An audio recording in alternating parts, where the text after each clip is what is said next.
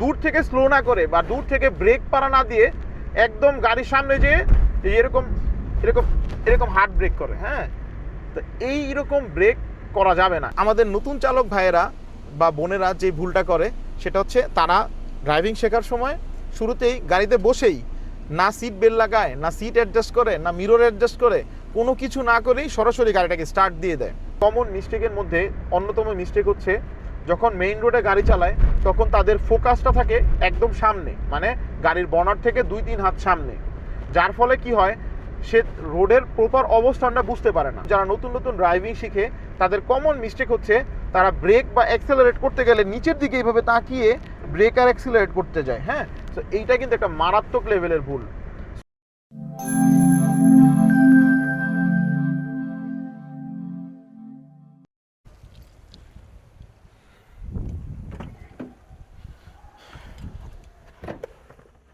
নতুনদের সবচেয়ে কমন বা প্রথম যে ভুলটা করে সেটা হচ্ছে গাড়িতে বসার পরেই সোজাসুজি কি করে গাড়িটাকে ডিরেক্ট স্টার্ট করে ফেলে।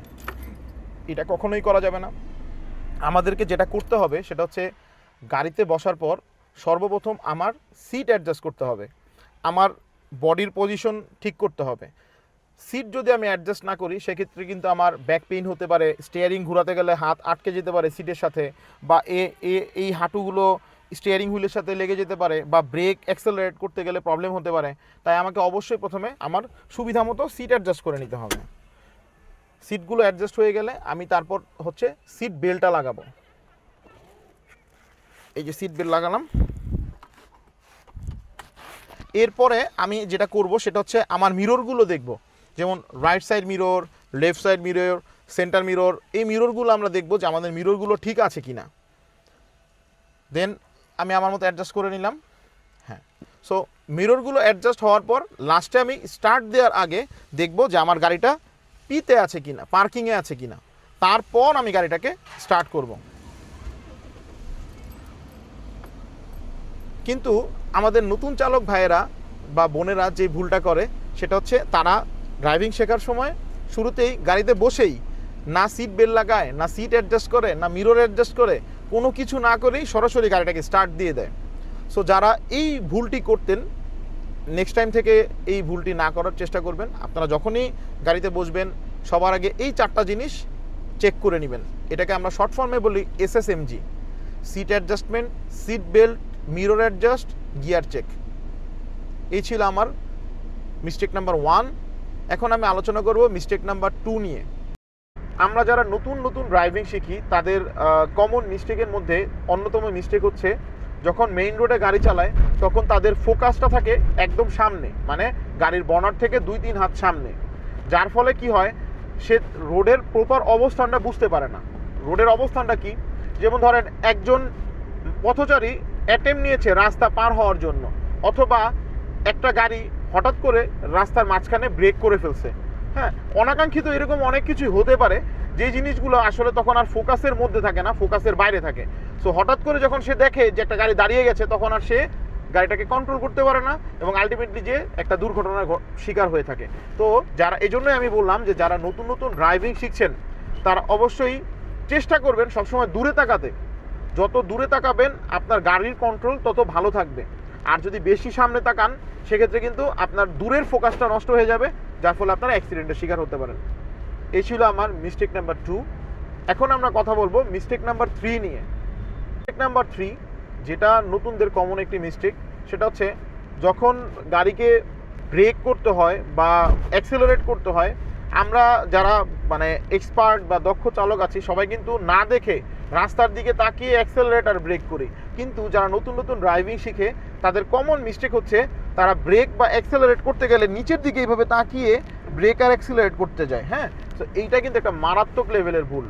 সো এই ছোট 1-2 সেকেন্ডের জন্যও কিন্তু একটা বড় ধরনের দুর্ঘটনা ঘটতে পারে। কেমন, ধরুন আপনি অ্যাক্সেলারেট করতে গেছেন, ব্রেকে পা ছিল, এভাবে তাকিয়ে খুঁজে অ্যাক্সেলারেট করতে গেছেন, হঠাৎ করে আপনার গাড়ির সামনে একটা গাড়ি চলে এসেছে বা একটা কেউ হঠাৎ রাস্তা পার হওয়া শুরু করছে। তো ওই মোমেন্টে কিন্তু আপনার ফোকাসটা আর রাস্তার দিকে নেই, আপনার ফোকাসটা হচ্ছে অ্যাক্সেলারেটর বা ব্রেকের দিকে, যার ফলে কিন্তু একটি মারাত্মক অ্যাক্সিডেন্টের শিকার হতে পারেন। তাই আপনারা যারা যারা নতুন নতুন ড্রাইভিং শিখছেন অবশ্যই ব্রেক আর অ্যাক্সেলারেট করতে গেলে কখনোই নিচের দিকে তাকাবেন না, সবসময় ফোকাস থাকবে সামনে, জাস্ট পাটাকে ডানে বামে সুইচ করবেন। এবং সবসময় আপনি যেটা করবেন সেটা হচ্ছে পাকে সবসময় ফ্লোরের সাথে অ্যাটাচ রাখবেন এবং পা থাকবে সবসময় ব্রেক বরাবর। ব্রেক থেকে ডানে সুইচ করলে অ্যাক্সেলারেটর, আবার ডান থেকে বামে সুইচ করলে ব্রেক।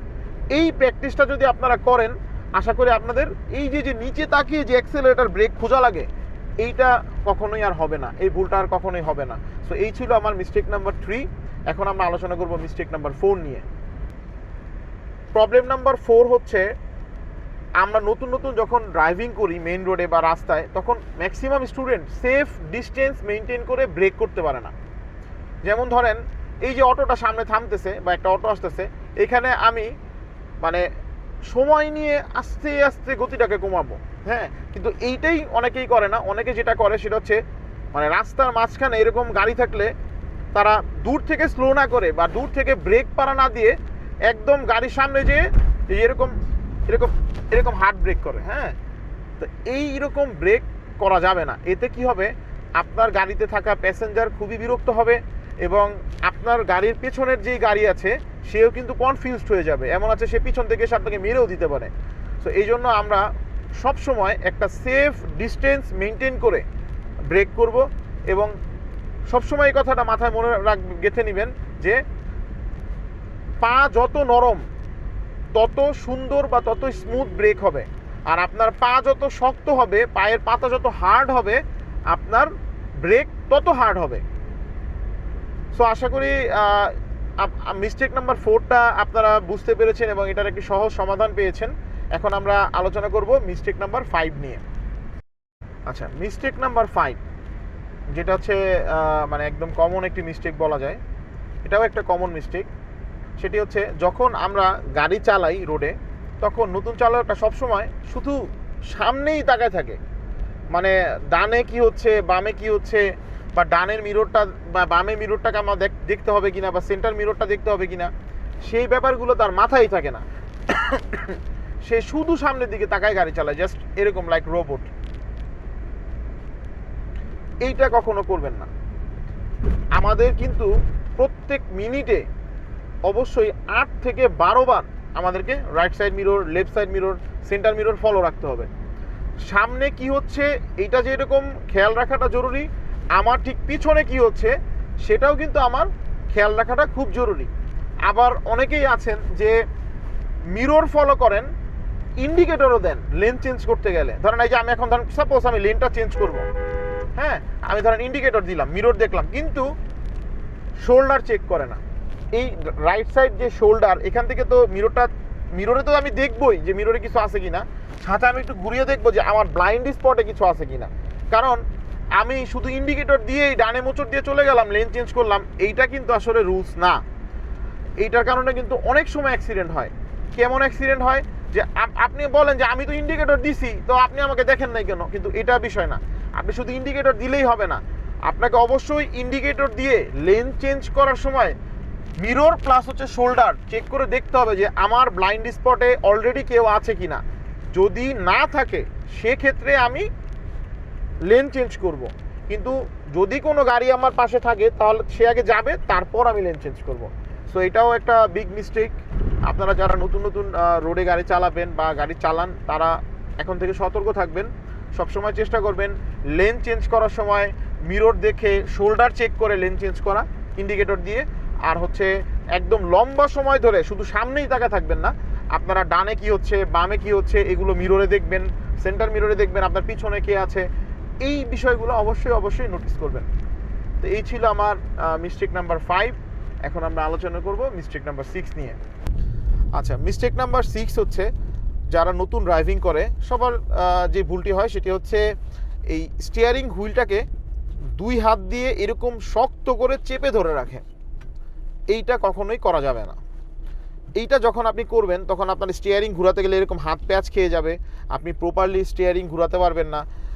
এখন বিষয়টা হচ্ছে যে এইরকম কেন করেন বা এরকম কেন করে, আসলে ম্যাক্সিমাম স্টুডেন্টদের কাছ থেকে আমি যেটা জানতে পারি যে তারা মনে করে যে স্টিয়ারিং যদি আমরা এরকম শক্ত করে ধরে রাখি তাহলে হয়তো গাড়ির নিয়ন্ত্রণটা ভালো হবে বা গাড়িটা ডানে বামে চলে যাবে না। সো এইটা আপনাদের একদম টোটালি একটা রং কনসেপ্ট। হ্যাঁ, যাদের মধ্যে এই কনসেপ্ট ছিল আপনারা সবাই এই কনসেপ্ট থেকে বের হয়ে আসেন, কারণ এইটা টোটালি রং। আমাদের যেটা করতে হবে, স্টিয়ারিং সবসময় সফটলি ধরতে হবে, এবং আমাদের এই যে দুইটা আঙুল আছে, এই আঙুলগুলো কখনোই এরকম চাপ দিয়ে ধরে রাখবে না স্টিয়ারিং।